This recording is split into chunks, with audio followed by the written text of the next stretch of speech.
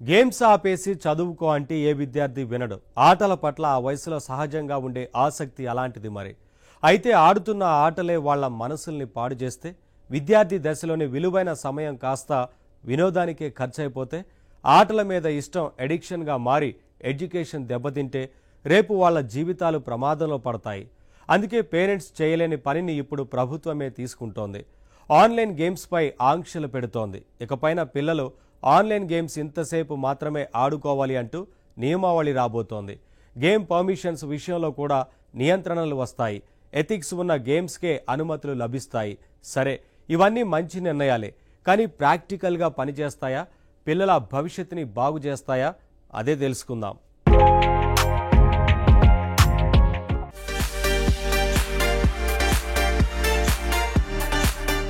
ఇంతసేపు మాత్రమే ఆడుకో అని పేరెంట్స్ టైం లిమిట్ పెడితే పిల్లలకి చాలా కోపం వస్తుంది.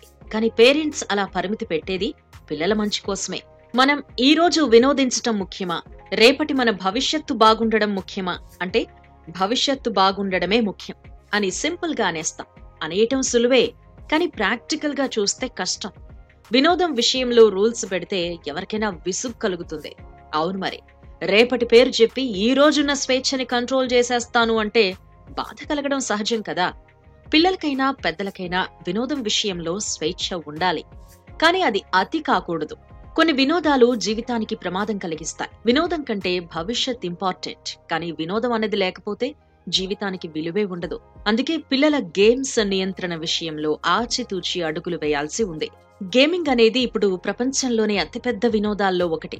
సినిమా, క్రికెట్ లాంటివి మనిషి మీద ప్రభావం చూపిస్తాయి. అలాగే గేమింగ్ కూడా మనిషి మీద చాలా ప్రభావం చూపిస్తుంది. అందులోనూ చిన్నతనంలో ఆడే గేమ్స్ పసి మనసుల మీద చెరగని ముద్ర వేస్తాయి.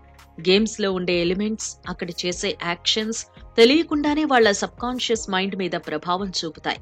హింసాత్మకమైన గేమ్స్ ఆడే పిల్లలు ఫ్యూచర్ లో హింసాత్మకంగా తయారయ్యే అవకాశం లేకపోలేదు.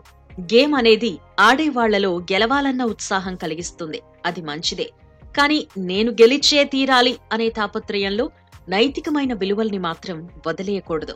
ఇలా యాక్షన్ తో పాటు ఎథిక్స్ కూడా నేర్పితేనే అది మంచి గేమ్ అవుతుంది. అలా కాకుండా ఎందరినైనా చంపేయ్, ఏదోలా గెలిచేయ్ అని ప్రబోధించే గేమ్ ఎప్పుడూ మంచి గేమ్ అనిపించుకోదు. బాధాకరమైన విషయం ఏంటంటే, ఈ మధ్య కాలంలోని చాలా గేమ్స్ లో గ్రాఫిక్స్ బాగుంటున్నాయి, కానీ ఎథిక్స్ ఉండడం లేదు. మరి చెడ్డ వినోదాల నుంచి మనం పిల్లల్ని కాపాడుకోకపోతే భావితరం పూర్తిగా ప్రమాదంలో పడిపోయే అవకాశం ఉంది.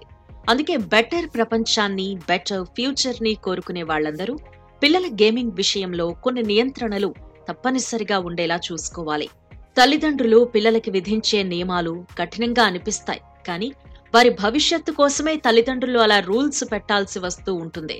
పేరెంట్స్ పిల్లలకి షెడ్యూల్ విధిస్తూ ఉంటారు. ఫలానా టైంకి పడుకోవాలి, ఫలానా టైంకి లేవాలి, ఈ సమయంలో తినాలి, ఆ సమయంలో ఆడుకోవాలి అంటూ ఉంటారు. పిల్లల స్వేచ్ఛని పెద్దవాళ్లు మరీ ఎక్కువగా అడ్డుకోవడం కరెక్ట్ కాదు, కానీ ఏ రూలు పెట్టకుండా పిల్లల్ని విచ్చలవిడిగా వదిలేయడం అంతకంటే కరెక్ట్ కాదు.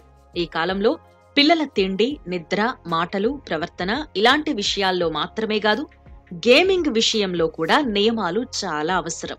ఈ కాలంలో చాలా మంది పిల్లలు రోజులో అతి ఎక్కువ సమయం గేమ్స్ ఆడుతూ గడిపేస్తున్నారు. ఇది వాళ్ల సమయాన్ని వృధా చేయటమే కాదు, వాళ్ల మనస్సుల మీద కూడా తీవ్రమైన ప్రభావాన్ని చూపిస్తోంది. వినోదంగా ఉంది గదా అని ప్రతి అడ్డమైన గేము ఆడేయకూడదు. ఏది మంచి గేమ్, ఏది చెడ్డ గేమ్ అన్న విచక్షణ లేకుండా ఆడేస్తే అది పిల్లలకి చెరుపు చేయటమే కాదు, భావితరానికి కూడా పెద్ద ప్రమాదం తీసుకొచ్చే అవకాశం ఉంది. అందుకే ఇండియన్ గవర్నమెంట్ ఇప్పుడు పిల్లల గేమింగ్ మీద నియంత్రణ విధించబోతోంది. చైనా ఇప్పటికే గేమింగ్ నియంత్రణ విషయంలో ముందడుగు వేసింది. ఎలాంటి గేమ్స్ కి గవర్నమెంట్ పర్మిషన్ ఇవ్వాలి, రోజు పిల్లలు ఎంతసేపు గేమ్స్ ఆడాలి, ఇలాంటి విషయాల్లో అక్కడిప్పటికే ఖచ్చితమైన రూల్స్ ఏర్పడ్డాయి. ఇప్పుడు మన దేశం కూడా అదే బాటలో ముందడుగు వేయబోతోంది. చైనాలో 2019లోనే ఆన్లైన్ గేమ్స్ మీద నియంత్రణ తీసుకొచ్చారు. అక్కడ 18 ఏళ్ల వయసులోపు వారు రోజుకి గంటన్నర మాత్రమే గేమ్స్ ఆడాలి అనే నియమం ఉంది. అయితే సెలవు రోజుల్లో మాత్రం ఈ లిమిట్ ని 3 గంటలకు పెంచారు. అయితే 2 ఏళ్ల తరువాత ఈ పరిమితిలో మళ్లీ కొన్ని మార్పులు చేశారు. శుక్రవారం నాడు, వీకెండ్స్ లోనూ, పబ్లిక్ హాలిడేస్ లోనూ 1 గంట మాత్రమే గేమింగ్ కి పర్మిషన్ ఇచ్చారు. మొదట్లో ఈ నియమం చైనీయులకి కాస్త కఠినంగా అనిపించింది, కానీ అక్కడ కొందరు పిల్లలు పూర్తిగా గేమ్స్ కి అడిక్ట్ అయిపోయి చదువుల్ని, జీవితాల్ని పాడు చేసుకోవటం గమనించాక ఇలాంటి నియమాలు తప్పనిసరి అని నిర్ణయించుకున్నారు. చైనా, ఇండియా మాత్రమే కాదు, ఏ దేశంలో అయినా గేమ్స్ మీద రెగ్యులేషన్ లేకపోతే అది ప్రమాదకరమే. ఎందుకంటే ఈ కాలంలో గేమింగ్ కంపెనీలు, క్రియేటర్లు హింస, సెక్స్ లాంటి వాటిని ఎవరికి తోచినట్టుగా వాళ్లు ఇమిడ్చి గేమ్స్ తయారు చేస్తున్నారు. కొన్ని గేముల్లో అయితే ఆన్లైన్ గ్యాంబ్లింగ్ లాంటివి కూడా అంతర్భాగంగా ఉంటున్నాయి. గేమ్లో గెలవాలి అనే ఉత్సాహాన్ని పెంచుతూ ఆసక్తికరంగా సాగే గేమ్స్ ఇప్పుడు చాలా ఉన్నాయి. కానీ కొన్నింట్లో ఎథిక్స్ పూర్తిగా మిస్ కావడం దారుణం. అవతలివాడిని గెలవాలే తప్ప ఆ గెలుపు పగ సాధించినట్లుగా ఉండకూడదు. గేమ్లో గెలుపు కోసం ఏదైనా చేసేయొచ్చు, తప్పుడు మార్గంలో అయినా గెలవచ్చు అని కొందరు గేమర్లు ఫీల్ అవుతూ ఉంటారు. ఇలాంటి ధోరణుల్ని అరికట్టకపోతే రేపది సమాజానికి ప్రమాదం కావచ్చు.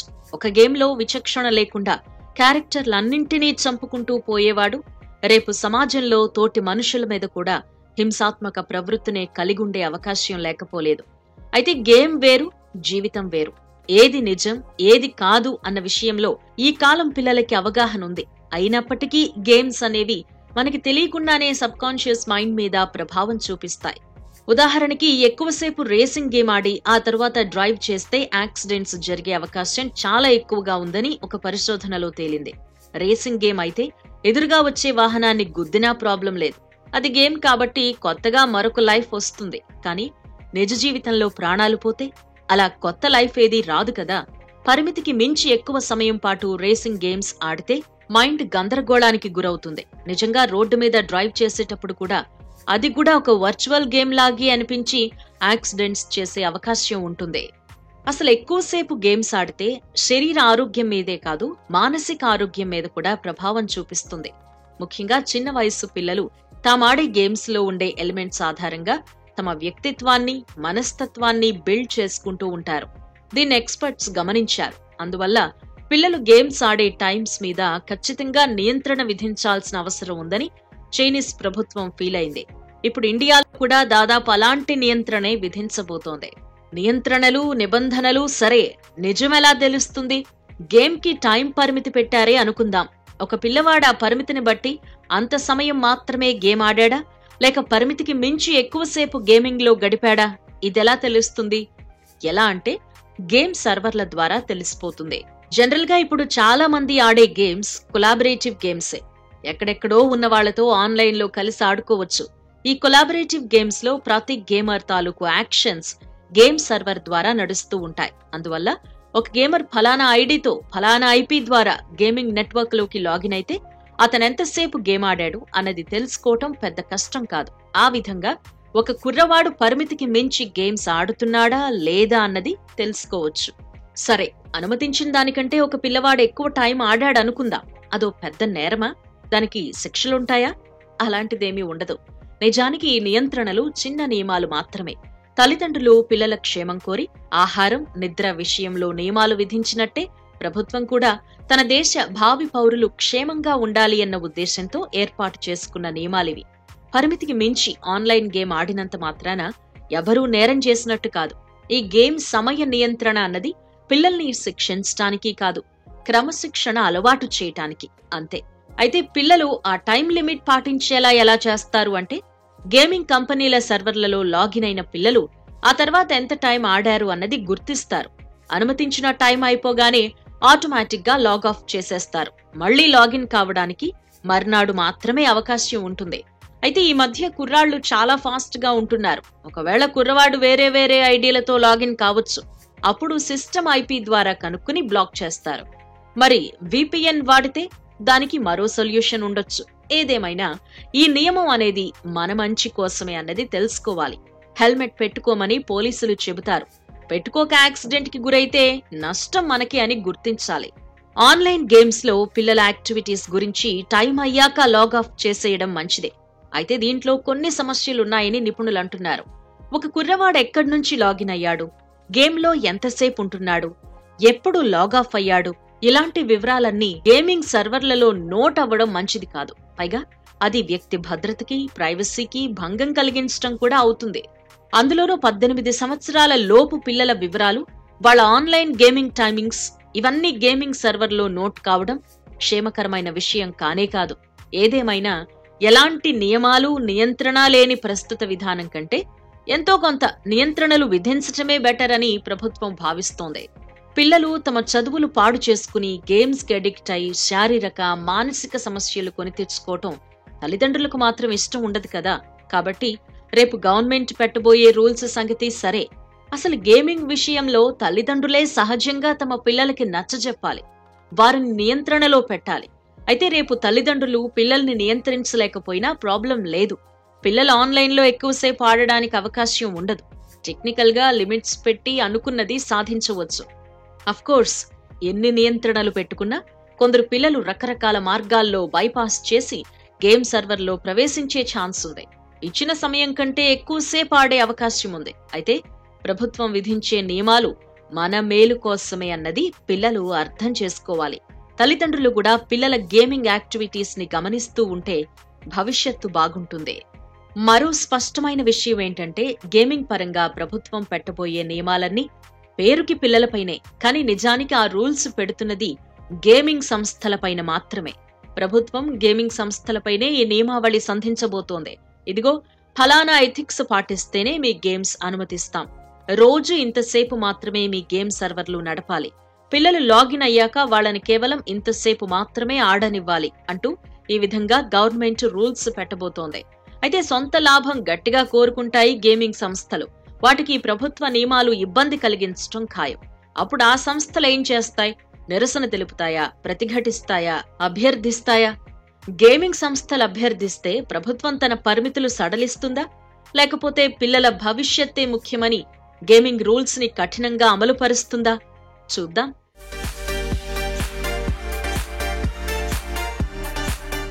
నిన్న రాత్రి మీరు ఏం చేశారో మాకు తెలుసు. నిన్న మాత్రమే కాదు, అసలు ప్రతిరోజు మీరేం చేస్తున్నారో ఏం చూస్తున్నారో అంతా మేం గమనిస్తూనే ఉన్నాం. అన్నిటికీ మా దగ్గర ప్రూఫ్లు కూడా ఉన్నాయి. మీరు మేం చెప్పినట్టు వినకపోయారో మీ బతుకు బజారే. ఈ టైపులో ఎవరైనా బెదిరించారనుకోండి, పాపం చాలామంది నిజంగానే కంగారు పడిపోతారు. ఎందుకంటే మనిషి జీవితంలో ప్రైవసీ కంటే పెద్ద విషయం ఇంకేదీ ఉండదు. మరి ఇప్పుడు ఆన్లైన్లో ఇలాంటి బెదిరింపులే ఎక్కువయ్యాయి. మరి వీటి విషయంలో ఏం చేయాలి, వీటిని ఎలా ఎదుర్కోవాలి తెలుసుకోవాలంటే ఇది మీరు చూసే తీరాలి.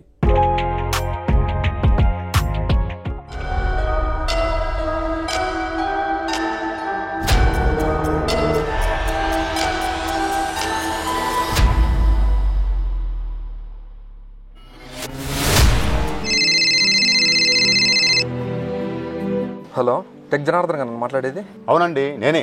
చెప్పండి. నేను మిమ్మల్ని కొంచెం పర్సనల్గా కలవాలనుకుంటున్నానండి. కాస్త బిజీగా ఉన్నానండి. సమస్య ఏంటో చెప్పండి. అంటే అలా చెప్పేది కాదండి, కొంచెం పర్సనల్గానే చెప్పాలి. సరే, అయితే ఓ అరగంటలో రండి. ఓకే సార్, డెఫినెట్గా వస్తాను.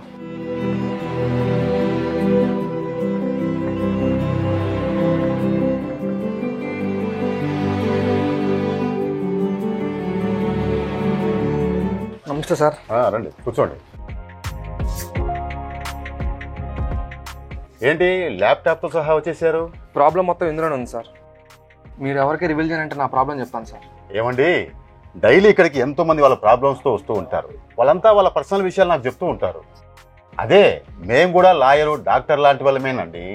మీ ప్రైవసీకి ఎలాంటి ప్రాబ్లం లేదు. ముందు మీరు విషయం దాచకుండా చెప్పండి.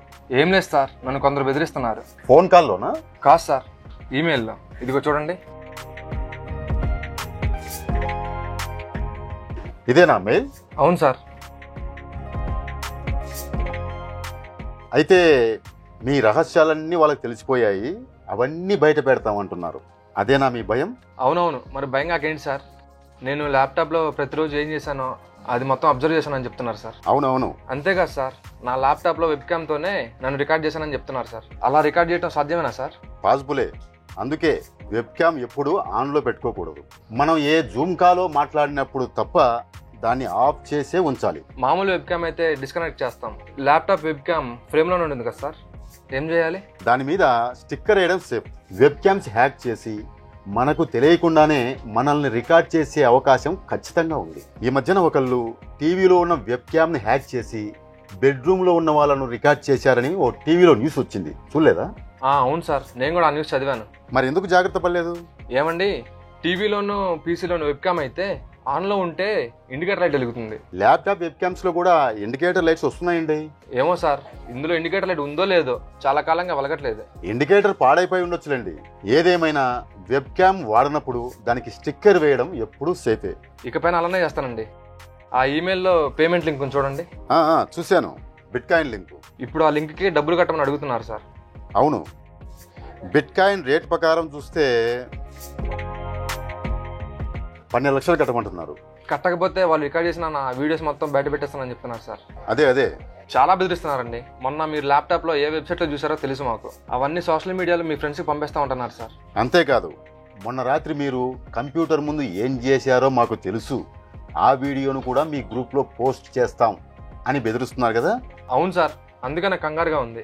ఏం డార్క్ వెబ్సైట్లు చూసారేంటి? అందుకే మీకు ముందే చెప్పాను కదా సార్, ఎవరికి రివీల్ చేయనంటేనే చెప్తానని. ఏవేవో సైట్లు చూస్తూ ఉంటాం కదండి, అయినా నేనేం నేరమేం చేయలేదే. కంగారేం పడకండి. అయినా ప్రతి వాళ్ళు పర్సనల్గా ఏవేవో సైట్లు చూస్తూ ఉంటారు. వాళ్ళ ప్రైవసీని దెబ్బతీసే హక్కు ఎవరికి లేదు. సరే సార్, ఇప్పుడు ఏం చేయలేదు చెప్పండి. అంత డబ్బు కట్టాలంటే మాత్రం నా దగ్గర లేదు. మీరు ఏం కట్టక్కర్లేదండి, డోంట్ వరీ, ప్రశాంతంగా ఉండండి. అదేంటండి, డబ్బు కట్టకపోతే నా పర్సనల్ ఇన్ఫర్మేషన్ మొత్తం లీక్ చేస్తానని చెప్తున్నారు కదా. ఏమండి, మీ దగ్గర వాళ్ళు అడిగిన డబ్బు లేదు, వాళ్ళ దగ్గర మీ పర్సనల్ ఇన్ఫర్మేషన్ ఏమీ లేదు. Don't worry. ఏం మాట్లాడుతున్నారు సార్? నేనేం చేయాలో చెప్పండి అంటే ఏ మాత్రం సీరియస్గా తీసుకోవట్లేదు, ఏ సలహా ఇవ్వట్లేదు. మీరు ఏమీ చేయక్కర్లేదండి, అదే నా సలహా. అవతల వాళ్ళు డబ్బు కట్టకపోతే నా పర్సనల్ ఇన్ఫర్మేషన్ మొత్తం లీక్ చేసి నా పరువు మొత్తం తీసేస్తానంటుంటే మీరేమో కూల్గా కూర్చొని మాట్లాడుతున్నారు సార్. మరి నన్ను ఏం చేయమంటారు చెప్పండి? మీరు ఏం చేయక్కర్లేదు సార్, అదే నేను చెప్పేది. పోనీ కొంచెం డిస్కౌంట్ ఇవ్వమని మెయిల్ పెట్టమంటారా? అలాంటివే వద్దని చెప్పేది. మీరు ఏం చేయొద్దండి, ప్రాబ్లం అదే సాల్వ్ అయిపోతుంది. ఏం చేయకుండా ప్రాబ్లం అలా సాల్వ్ అవుతుంది సార్? సరే, క్లియర్గా చెప్తాను, ఈ ఈమెయిలే అతిపెద్ద మోసం. అవునా? అవునండి, మీ గురించి వాళ్ళకి ఏం తెలియదు. మరి ఏమీ తెలియకపోతే నా సమాచారం వాళ్ళ దగ్గర ఉందని వాళ్ళు ఎలా చెప్తారు? జస్ట్ అలా చీకట్లో బాణం వేస్తారండి, అంతే. ఇలాంటి మెయిల్స్ మీకే కాదు, చాలా మందికి పంపిస్తూ ఉంటారు. అంటే నా సమాచారం నిజంగానే వాళ్ళ దగ్గర లేదంటారా? నా వీడియోలు, నా బ్రౌజింగ్ హిస్టరీ? అబ్బే, ఏది లేదండి, మీరు ప్రశాంతంగా ఉండండి. ఒక్క మీ ఈమెయిల్ అడ్రస్ తప్ప వాళ్ళ దగ్గర ఇంకేమీ లేదు. నన్ను నమ్మండి, మీ గురించి వాళ్ళకి ఏమీ తెలియదు. మరి ఏం తెలియకుండా అలా మెయిల్? అదేనండి వాళ్ళ ట్రిక్కు. ఈ రోజుల్లో ఒకరి ఈమెయిల్ అడ్రస్ సంపాదించడం పెద్ద కష్టమేం కాదు, అవునా? అవును సార్. అందుకే ఈమెయిల్ అడ్రస్ దొరికితే చాలు కొంతమందికి ఇలాంటి బెదిరింపు మెయిల్స్ పెడతారు. జనంలో చాలా మంది పిరికి వాళ్ళు ఉంటారు కదండి, అది దృష్టిలో పెట్టుకునే భలే తెలివిగా బెదిరిస్తుంటారు వీళ్ళు. నువ్వు ఇంటర్నెట్లో ఉన్నప్పుడు ఏమేం చేస్తున్నావో నాకు తెలుసు, ఏ సైట్లు చూస్తున్నావో అన్నీ అబ్జర్వ్ చేశాం, నిన్ను కూడా రికార్డ్ చేశాం, అవన్నీ బయట పెడితే నీ పరువు పోతుంది అని ఇలా బెదిరిస్తుంటారు. అవును సార్, అచ్చు అలాగే అన్నారు. మీ భయమే వాళ్ళ పెట్టుబడి అండి. జనరల్గా చాలామంది ఇంటర్నెట్ చూసేవాళ్ళు ఏవేవో ఫోన్ సైట్లు చూస్తుంటారు కదా, జనరల్గా వాళ్ళలో కొంత గిల్ట్ ఉంటుంది. అలాంటి వాళ్ళు ఇలాంటి మెయిల్ రాగానే కంగారు పడిపోతారు. ఏమో మన విషయాలు ఏమేం తెలిసిపోయాయో అని కంగారు పడుతుంటారు. అవన్నీ బయటపడితే మన పరువు ఎక్కడ పోతుందో అని భయంతో వాళ్ళు అడిగిన మనీ ఇచ్చేస్తుంటారు. అవును సార్, నేను కూడా కట్టేవాడిని. వచ్చి మంచి పని చేశారండి. ఇప్పుడు మీరు చేయాల్సింది డబ్బులు కట్టడం కాదు, డిస్కౌంట్ అడగడము కాదు. సింపుల్గా ఈ ఈమెయిల్ని ఇగ్నోర్ చేయండి చాలు. ఇగ్నోర్ చేయటం అంటే? అసలు ఆ ఈమెయిల్ మీకు రాలేదనుకోండి, దాన్ని పట్టించుకోకుండా వదిలేయండి. వదిలేస్తే సమస్య తిరిగిపోతుందా సార్? అవునండి, వదిలేస్తేనే సమస్య తిరిగిపోతుంది. మరి నిజంగా నా సమాచారం వాళ్ళ దగ్గర ఉంటే? ఉండదండి, అలాంటి ఛాన్సే లేదు. నాకు క్లియర్గా తెలిసిపోయింది, అది ఫేక్ వాడిని. అంతే అంటారా సార్? మీరు కాస్త ధైర్యంగా దాన్ని ఇగ్నోర్ చేయండి, వాడు మిమ్మల్ని ఏమీ చేయలేడు. అంతేనంటారా? ముమ్మాటికి అంతే. కానీ మీరు ఇలా భయపడితేనే ప్రమాదం, వాళ్లకు రిప్లై ఇస్తేనే ప్రమాదం. ఫర్ ఎగ్జాంపుల్, వాళ్ళ తాటాకు బెదిరింపులకు భయపడి మీరు రిప్లై ఇచ్చారనుకోండి, ఇంత కట్టలేను అని డిస్కౌంట్ అనో లేదా డబ్బు కట్టడానికి టైం ఇవ్వమనో వాళ్ళని అడిగారనుకోండి, మీరు బుక్ అయిపోయినట్టే. అంటే ఏముందండి, మీరు వాడి మెయిల్కి రిప్లై ఇస్తున్నారంటే ఏంటి అర్థం? మీ దగ్గర ఏదో తప్పు ఉన్నట్టు మీరే వాడికి కన్ఫర్మేషన్ చేస్తున్నారన్నమాట. మీ భయమే వాడికి కన్ఫర్మేషన్. మరి ఆ ఛాన్స్ వాడు వదులుకుంటాడా? అవును సార్, నిజమే. ఇలా సైలెంట్గా ఉండటమే బెటర్ అనమాట. ఎస్, ఫైనల్గా చెప్తున్నాను, ఆ ఈమెయిల్ని ఇగ్నోర్ చేయండి, మీ ప్రాబ్లం సాల్వ్ అయిపోయినట్టే. చాలా థ్యాంక్స్ అండి. ఏం జరిగిపోతుందని చాలా కంగారు పడ్డాను. మీరు చాలా సింపుల్గా తేల్చేశారు. ఒక్కోసారి ప్రాబ్లంకి సొల్యూషన్ ఉండదండి, ఆ ప్రాబ్లంని ఇగ్నోర్ చేయడమే పర్ఫెక్ట్ సొల్యూషన్. ఇక్కడ కూడా అంతే. Thank you sir. It's okay. ఒకప్పుడు రచయితలంటూ కొందరే ఉండేవారు. వారి రచనల్ని ఎంతోమంది పాఠకులు చదివేవారు. అంటే రచయితలు తక్కువ, పాఠకులు ఎక్కువ. కానీ ఇంటర్నెట్ వచ్చాక సీన్ రివర్స్ అయింది. రాసే వాళ్ళు ఎక్కువ, చదివే వాళ్ళు తక్కువ అన్నట్లు తయారైంది. అవును, ఇప్పుడు కళ్ల ముందు ఎంతో కంటెంట్. ఒక మనిషి 10 జీవిత కాలాల్లో చదవలేనంత కంటెంట్ ప్రతినిత్యం క్రియేట్ అవుతోంది. ఇక ఏఐ వచ్చాక పరిస్థితి ఇంకా చేంజ్ అయింది. అసలు రాసేదెవరో చదివేదెవరో అనే చిత్రమైన సిచ్యువేషన్ ఇప్పుడు. వీళ్ల మాటలు వింటే ఆ సంగతేంటో మీకు తెలుస్తుంది. ఒరే, ఎప్పటి నుంచో నాకు కోరిక ఉందిరా. అబ్బో, ఏంటది? ఒక గొప్ప రైటర్ అవ్వాలని. ఎవరు? నువ్వు రైటర్ అవ్వక్కర్లేదు కానీ మంచి పాఠకుడు పోవు ముందు. పాఠకుడు ఏంటండి? పాటలు పడేవాడా? ఎవరిని? చదివేవాడిని పాఠకుడు అంటారా? ఓహో, రైటరా. అబ్బో, ఇంగ్లీష్ తప్ప నీకు తెలుగు కూడా రాదనమాట. మరి ఇంకేం రాస్తావురా? ఇంగ్లీషే రాస్తానరా. గొప్ప ఇంగ్లీష్ రైటర్ అయిపోవాలనేదే నా కోరిక. తెలుగే సరిగ్గా రాదు, ఇంగ్లీష్ రైటర్ ఏమవుతావురా? ఏముందిరా, ఇప్పుడు రైటర్ అవ్వడానికి ఏముంది? ఆర్టిఫిషియల్ ఇంటెలిజెన్స్ వచ్చేసింది. ఆర్టికల్ రాయమన్నా, కథ రాయమన్నా, ఆఖరికి నవల రాయమన్నా నిమిషాల మీద రాసేస్తుంది. బాగుంది. అయితే ఏంటంటావా? ఏముంది, చాట్ జీపీటీని ఒక కథ రాయమంటాం, అది బ్రహ్మాండంగా రాసి ఇచ్చేస్తుంది. అది రాసి ఇచ్చేస్తే కింద నీ పేరు పెట్టుకుంటావు, అంతేనా? అవునరా, కరెక్ట్గా క్యాచ్ చేసావు. ఒరే, ఇప్పుడు నీలాంటి వాళ్ళు చాలా మంది తయారయ్యారు. అక్షరం ముక్క రానివాడు కూడా మహారచయితనని పోజు కొట్టేస్తున్నాడు. ఏం కొట్టకూడదంటావా? అందరికీ రాసే అవకాశం వచ్చింది కదరా. వచ్చింది కాబట్టే ఇప్పుడు చదివేవాడు లేడు. అందుకే రైటర్ అవుతాను అనుకో, ముందర మంచి రీడర్ అవ్వు. అబ్బాయి, నాకైతే రైటర్ అవ్వాలనే ఉందరా. అవసరమైతే హాలీవుడ్ సినిమాకి కూడా స్టోరీలు నేనే రాయాలని ఉంది. ఏది? చాట్ జీపీటీ ఉపయోగించి? ఏం రాయకూడదంటావా? రాయలేనంటావా? రాసేయచ్చులే, కానీ హాలీవుడ్ అంటే నాకు ఒక మాట గుర్తొస్తుందిరా, హుడ్ లైన్ అని. హుడ్ లైనా? అదేంటిరా? అది ఒక లోకల్ న్యూస్ వెబ్సైట్లే. ఏంటి దాని స్పెషాలిటీ? ఆ వెబ్సైట్లో ఆర్టికల్స్ అన్ని నిన్న మొన్నటి వరకు మనుషులే రాసివట. మరి ఇప్పుడు చాలా ఆర్టికల్స్ ఏఐతో తయారు చేసి కొట్టేస్తున్నట. ఓహో, అంటే ఆర్టికల్స్ అన్ని ఏఐతో రాయించేసి హ్యూమన్ రైటర్స్ని పీకేస్తున్నాడు అనమాట. అబ్బే లేదులే, ఉద్యోగాలు తీసేయట్లేదు. కాకపోతే ఆ ఏఐతో రాసిన ఆర్టికల్స్లో తప్పులు ఏమన్నా ఉంటే వీళ్ళ చేత చెక్ చేస్తున్నాడు. అది సంగతే. ఆర్టిఫిషియల్ ఇంటెలిజెన్స్ అన్నది ఇంకా ఎర్లీ స్టేజెస్లో ఉంది కాబట్టి ఆ తప్పులు దిద్దడానికి మనుషులను పెట్టుకున్నాడు. అది ఇంకొంచెం పవర్ఫుల్గా మారితే వాళ్ళని కూడా తన్ని తగలేస్తాడులే. అంత లేదులేరా, ఇన్ఫర్మేషన్ విషయంలోనూ ఆర్టికల్స్ విషయంలోనూ ఎప్పుడు కూడా ఫైనల్ చెక్ మనిషిదే ఉండాలి. రక్షించావు, ఎంతో కొంత సేఫ్ అయ్యామన్నమాట. సేఫ్ సరే, అసలు చెమ్మక్కి ఏంటో తెలుసా? ఏంటది? ఏఐతో వాళ్ళు పెద్ద పెద్ద ఆర్టికల్స్ రాయించేస్తున్నారా, జనానికేమో అవన్నీ చదివే ఓపిక లేదు. వాళ్ళు తెలివిగా ఆ ఆర్టికల్స్ని మళ్ళీ ఏఐకే అప్పగించి చిన్నగా చేసుకుని 2-3 వాక్యాల్లో చదివేస్తున్నట్ట.